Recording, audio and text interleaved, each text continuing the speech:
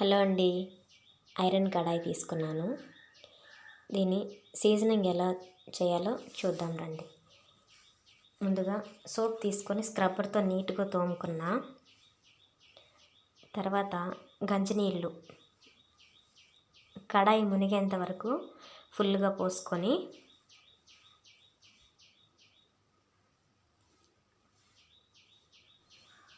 రాత్రంతా అలాగే నానబెట్టేసాను. చూడండి, ఫుల్గా కలర్ అంతా చేంజ్ అయిపోయాయి. గంజి బాండీ వార్ స్క్రబ్బర్ చూడండి, మళ్ళీ నీట్గా బాండీ వార్ అంతా గంజి నీళ్ళన్నీ కలర్ చేంజ్ అయిపోయాయి. ఇప్పుడు మళ్ళీ స్క్రబ్బర్తో నీట్గా తోముకున్నాను. మొత్తం నీట్గా తోముకున్నాను. ఇప్పుడు పొడి క్లాత్ తీసుకొని నీట్గా శుభ్రంగా తుడుచుకోవాలి. చెమ్మ లేకుండా నీట్గా తుడుచుకున్నాను.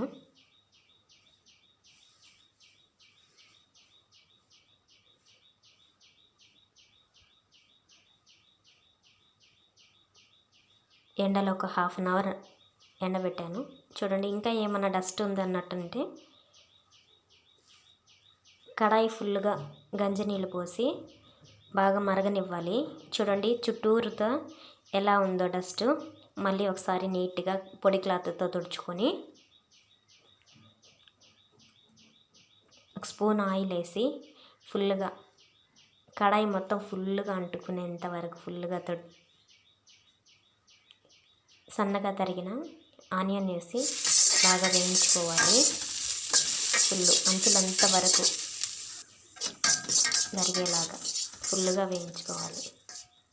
చూడండి, ఆనియన్ అంతా కలర్ చేంజ్ అయింది కదా, దీన్ని పడేసేయండి. తర్వాత మళ్ళీ శుభ్రంగా స్క్రబ్బర్తో తోముకొని వాడుకోవడమే.